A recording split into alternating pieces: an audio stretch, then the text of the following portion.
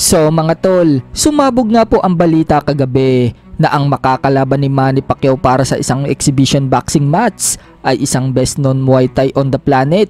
Yan nga po ay si Buakaw Banchamek ng Thailand.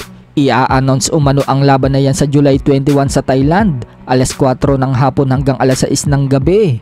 Pinamagatan nga po yung The Match of Legend, so maglalaban ang dalawang legend sa magkaibang larangan.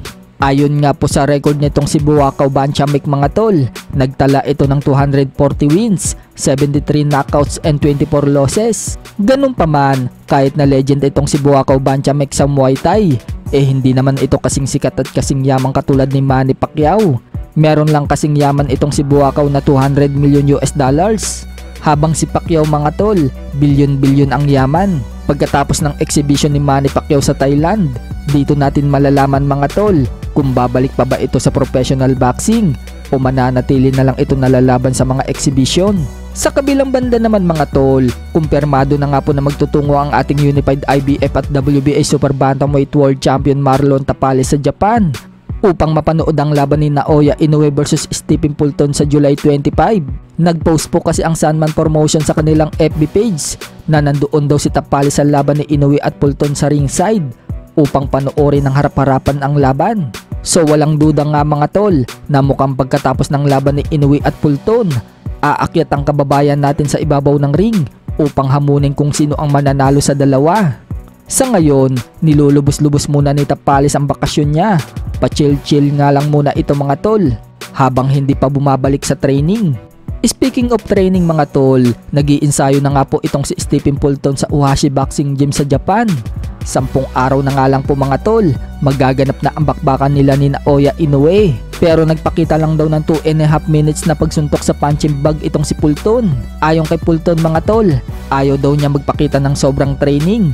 Kinakabahan daw kasi siya. Hindi natin alam mga tol kung bakit sinabi ni Fulton na kinakabahan siya. Siguro, kinakabahan siya na makita ng mga Japanese ang estilo niya. O sinasabi niya lang yon para linlangin si Inoue.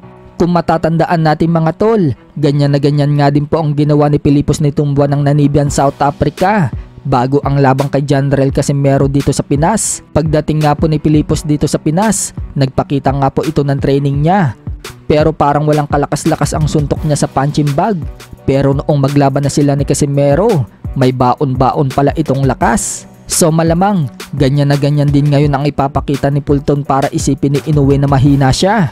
At pag nasa taas na ito ng ring, doon na ibubuhos ni Fulton ang galing niya. Ayon pa sa report mga tol, pangiti-ngiti lang umano si Fulton habang ine-interview siya. At sinabing pumunta daw siya sa Japan na ready sa laban. Sa kabilang dako naman mga tol, matapos nga pong pabagsakin ng 3 beses ang kababayan natin na si Froilan Saludar sa round 2 sa laban niya kontra former world champion Luis Nery sa Mexico, 5 araw na ang nagdaan. Nagsalita na nga po si Froilan Saludar. Kung matatandaan mga tol, maganda ang unang pasok ni Saludar sa round 1 at lumamang ito sa score at napabagsak pa niya itong si Luis Nery. Subalit hindi nga po binilangan ng referee si Luis Nery dahil nadulas lang umano ito.